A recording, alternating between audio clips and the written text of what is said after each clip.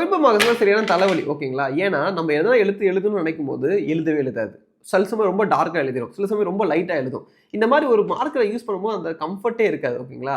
அதுக்கு எதனா ஒரு நல்ல ஆல்டர்னேட் இருக்கா நான் செக் பண்ணும்போது இந்த மார்க்கர் கிடச்சிது. எப்போவுமே நீங்கள் எடுத்து எழுத ஆரம்பிச்சா ரொம்ப கிளியராக, ரொம்ப அக்யூரேட்டான உங்களுக்கு ஒரு ரைட்டிங் கிடைக்குது, ஓகேங்களா? ஈவன் இதை ஓப்பன்லேயே விட்டால் கூட அது எப்போ எடுத்து எழுதினாலுமே ரொம்ப நல்லா எழுதுது. எல்லா மார்க்கர்ஸ்குள்ளேயும் அதோட இங்கு கூட சேர்த்து ஆல்கஹாலை கலந்து வச்சிருப்பாங்க, ஓகேங்களா?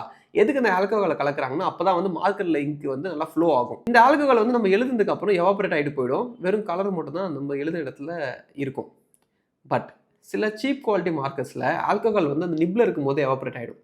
அப்போ நிப்ல இருக்க ஆல்கஹால் எவாபரேட் ஆகி போயிடுச்சுன்னா அதில் இருக்க இங்கு கிளாக் ஆகிடும். கிளாக் ஆகி நிப்பியை அடைச்சிக்கும். இந்த ஸ்டாட்லரில் என்ன பண்ணியிருக்காங்கன்னா இதில் இருக்க ஆல்கஹாலோட எவாபரேஷன் ரொம்ப குறைச்சிருக்காங்க. அதாவது அவ்வளோ சீக்கிரம் எவாபரேட் ஆகாத ஒரு ஆல்கஹாலை யூஸ் பண்ணியிருக்காங்க. அதனால தான் இதில் நம்ம எழுதும் போது எப்போவுமே ரொம்ப அக்யூரேட்டான ஒரு கலர் ஃபார்மேஷன் நடக்குது.